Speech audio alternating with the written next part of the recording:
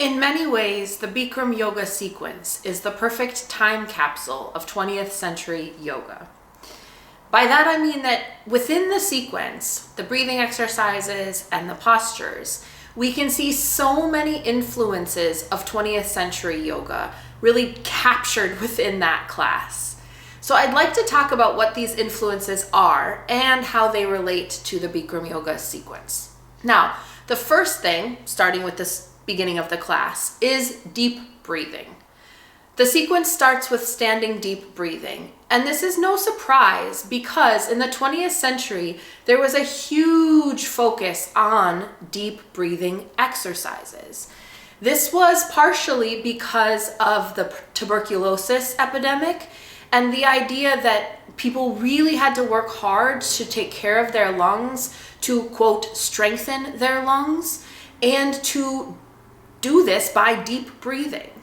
So there were a lot of 20th century kind of physical culturists who would teach deep breathing. These were not things that were part of yoga prior to the early 1900s. But in the early 1900s, you have figures like J.P. Mueller, Eugene Sandow, and a man named Eustace Miles who were really talking about deep breathing and teaching deep breathing exercises. These then got incorporated into yoga, and in some cases were even then called pranayama. Thanks to recent research by Vicky Adnall, we can really see the influence of Eustace Miles, who talked about deep breathing and wrote about deep breathing to a really significant degree. But you can see how these exercises become standing deep breathing in the Bikram yoga class. And this ties us into the next influence on 20th century yoga, which is the use of calisthenics. So these same figures like Eugene Sandow and J.P. Mueller and even Eustace Miles taught calisthenics exercises which were designed to make the body healthy, to make the body strong.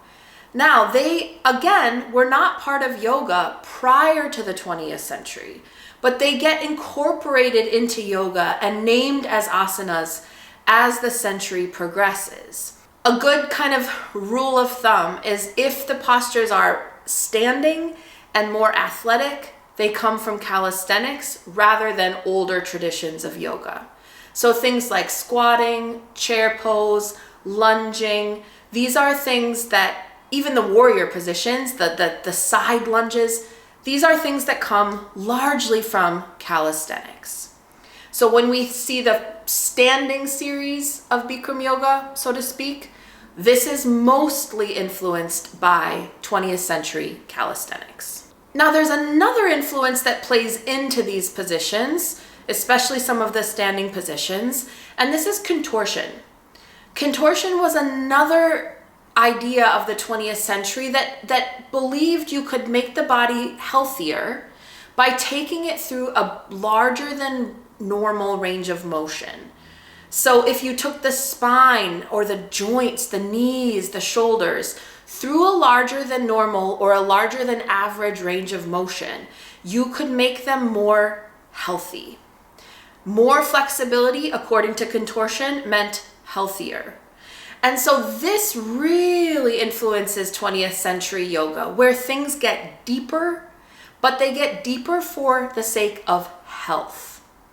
We certainly have ascetic practices that were part of traditions of yoga prior to the 20th century that would put the body in very extreme or deep positions for the joints, but these were actually done to harm the body, to burn karma, not for the sake of health.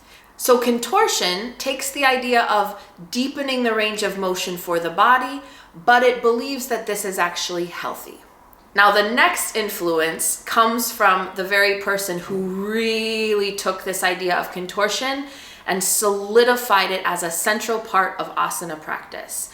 This is Iyengar. There is so much influence from Iyengar in 20th century yoga, and it's really clearly also in the Bikram yoga sequence. Now, Iyengar does not become all that popular until the 1960s when Light on Yoga comes out, his book, and it really spreads far and wide. And Iyengar's approach to yoga becomes what yoga is seen as. And this means that yoga is seen as primarily asana, and primarily like visual asanas and deep asanas. So because Iyengar uses so many photographs, we start to really see the postures as visual shapes. And because they're more interesting if they're impressive, we start to really latch onto the deep ones, the impressive ones, the contortion-based ones, the ones that make us sort of go like, wow, how does somebody do that?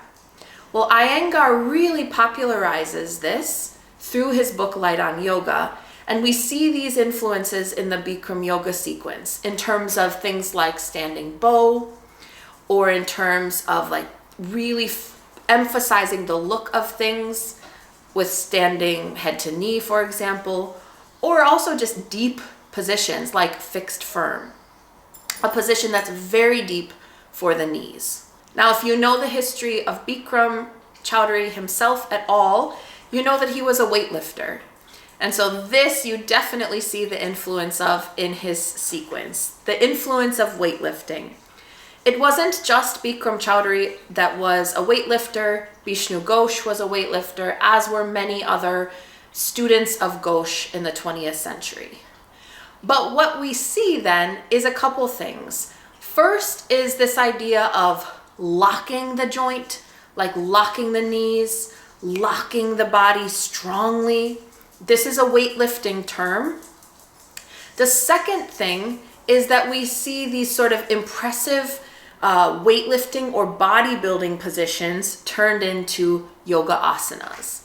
The perfect example of this is Bikram's triangle, which is not a position that you find in other Ghosh yoga manuals. Bikram does a very specific version of this, which is very similar to, or the same in many ways, as this sort of performance, spectacle-based bodybuilding look. And so this becomes an asana and named as Trikonasana, but if we compare it to previous versions of Trikonasana throughout the Ghosh lineage, Bikram's is quite different. Now, what about the influence of actual traditions of yoga?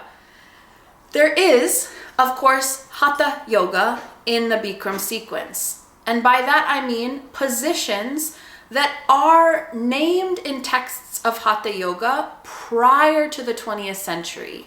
So these are considered to be texts of Hatha yoga, texts of the yoga of force, that teach yoga prior to all of these new influences coming into the world of yoga.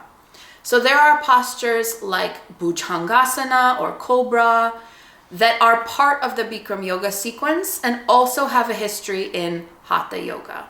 So we do see that influence as well. But the influence of Hatha yoga and these other practices like calisthenics and all the ones I've been talking about kind of coexist side by side.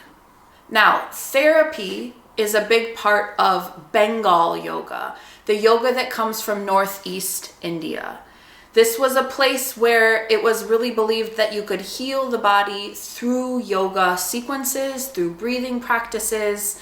And so this idea of yoga as therapy or therapeutic yoga is also part of the Bikram yoga sequence. This is what Bishnu Ghosh taught. This is what his students taught. Yoga as a therapeutic, prescriptive practice. So some of the ways in which this is implemented is through the use of shavasana. So posture and rest. And the alternation of these two things supposedly has a therapeutic effect on the body. That was the belief system, that if you put strain on parts of the body and then you rested in shavasana, this would be very therapeutic or very healing to the body.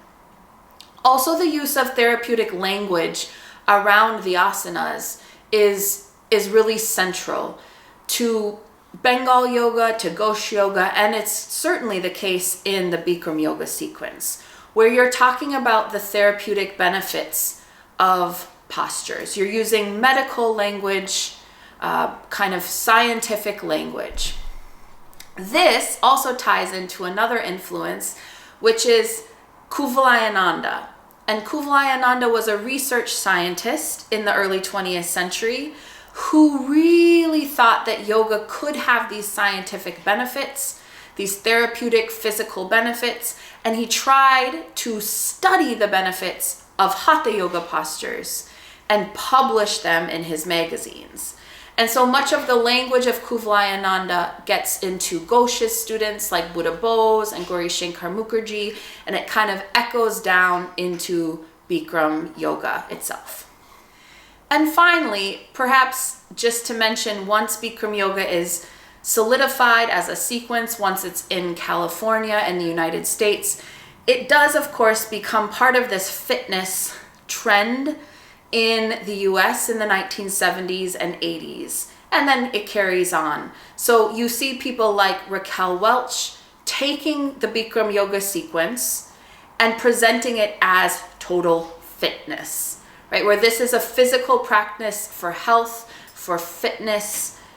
Maybe today it's hard to remember that the idea of fitness is quite new, but you see the Bikram yoga sequence being part of this trend of making the body healthy, making the body fit, making the body supple through these fitness trends.